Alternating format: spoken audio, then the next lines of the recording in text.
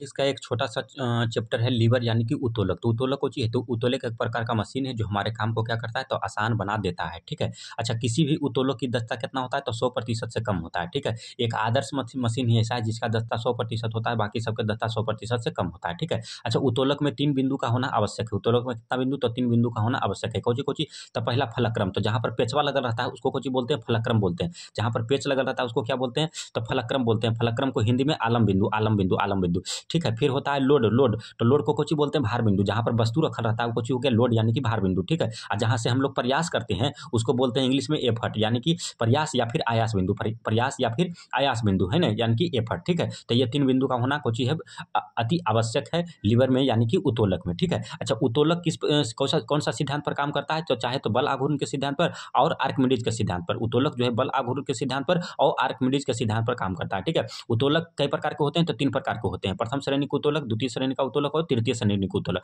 तो देखो प्रथम श्रेणी का उत्तोलक किसको कहते हैं तो जिसमें बीचे में पेच लगल रहेगा, बाकी जो लोड है और एफर्ट है वो किधर रहे मतलब नहीं है। बीचे में जहाँ पर फलक्रम होगा यानी कि पेच लगल रहेगा बोले तो आलम्ब बिंदु जहाँ पर बीच में होगा वो कुछ हो जाएगा प्रथम श्रेणी का उत्तोलक। और द्वितीय श्रेणी का उत्तोलक कुछ हो जाएगा तो जहाँ जिसमें बीचे में भार रहेगा यानी कि लोड रहेगा तो द्वितीय श्रेणी का उत्तोलक हो जाएगा। जिसमें बीचे में भार रहेगा यानी कि लोड रहेगा वो कुछ हो जाएगा द्वितीय श्रेणी का उत्तोलक हो जाएगा। और तृतीय श्रेणी का उत्तोलक में कुछ हो जाएगा कि जहाँ पर बीच में एफर्ट रहेगा यानी कि जिसको आयास या फिर प्रयास बिंदु बोलते हैं, है ना। तो कुछ हो जाएगा तृतीय श्रेणी का उत्तोलक हो जाएगा। बाद बाकी कोई भी उससे मतलब नहीं है। तो देखो प्रथम श्रेणी का उत्तोलक का एग्जांपल कोची हो गया तो देखो पिलास बीच में पेच लगल है तो प्रथम श्रेणी का उत्तोलक। कैंची बीच में पेच लगल है प्रथम श्रेणी का उत्तोलक। तराजू देखो जहाँ यहाँ से नाचेगा बीच में पेच लगल है तो प्रथम श्रेणी का उत्तोलक। देखो नेल कटर यहाँ से नाचेगा तो बीच में पेच लगल है तो कुछ हो जाएगा प्रथम श्रेणी का उत्तोलक। चापाकल देखो यहाँ से नाचेगा बीच में पेच लगल है तो कुछ हो गया प्रथम श्रेणी का उत्तोलक हो गया। आगे देखते हैं।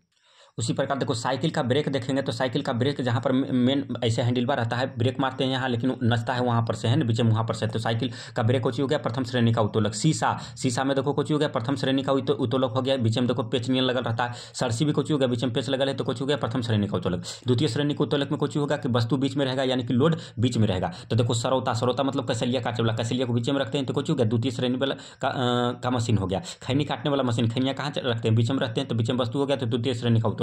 नींबू निचोड़ने वाला मशीन बीच में नींबू रहता है यानी कि वस्तु तो कुछ हो गया द्वितीय श्रेणी का उत्तोलक। एक पहिया वाला कूड़ा गाड़ी बीच में देखो वस्तु रखते हैं कूड़ा को तो कुछ हो गया द्वितीय श्रेणी का उत्तोलक। और तृतीय श्रेणी का उत्तोलक कुछ होता है ना, तो जिसमें कुछ रहेगा प्रयास यानी कि आयास बोले तो यानी कि एफर्ट बीच में रहेगा। तो देखो चिमटा में कुछ है बीच से देखो एफर्ट लगाते हैं तो चिमटा कुछ हो गया तृतीय श्रेणी का उत्तोलक। किसान का हाल देखो बीच से एफर्ट लगा रहा है तो कुछ हो गया तृतीय श्रेणी का उत्तोलक, है ना। फिर हो गया हाथ में बेलचा जिससे मछली फंसाया जाता है, कुछ हो गया देखो बीच से प्रयास कर रहा है तो कुछ हो गया तृतीय श्रेणी का उत्तोलक, है ना। अब देखो उत्तोलक का सिद्धांत कुछ होता है तो उत्तोलक का सिद्धांत के लिए फार्मूला होता है यांत्रिक लाभ बराबर भार बटे आयास। यांत्रिक लाभ बराबर भार बटे आयास, है ना। तो देखो प्रथम श्रेणी का उत्तोलक में कुछ होता है ना तो यांत्रिक लाभ जो है वो 1 से बड़ा भी हो सकता है, 1 से छोटा भी हो सकता है, 1 के बराबर भी हो सकता है, यानी कि तीनों हो सकता है। ये कैसे होता है देखो कि जब हम लोग भार लगाएं 5 भार बटे आयास नहीं है या फिर इसी को बोलते हैं भार बटे बल, भार बटे बल। तो बताओ भार अगर हम 4 लगाएं है ना बल 2 लगाएं अब भार उठा लिए 4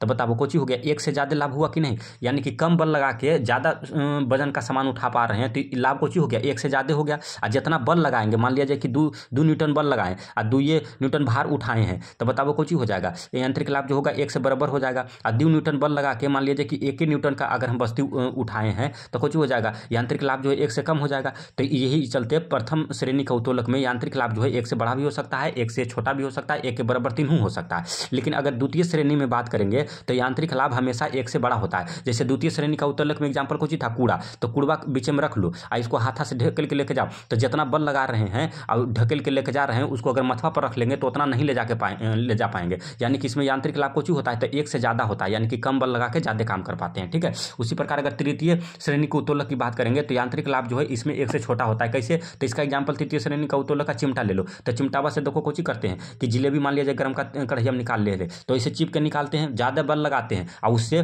कम है जिलेबी निकालते हैं, कम है वजन वाला। अगर गर्म जिलेबिया नहीं रहता तो आसानी से कम बल लगा के जिलेबिया निकाल लेते। तो चलते तृतीय श्रेणी के उत्तोलक का यांत्रिक लाभ 1 से छोटा होता है। प्रथम श्रेणी में सभी होता है 1 से बड़ा भी, 1 से छोटा भी, 1 के बराबर भी। और द्वितीय श्रेणी में यांत्रिक लाभ हमेशा 1 से बड़ा होता है। तो ये जो उत्तोलक चैप्टर है वो खत्म हो गया।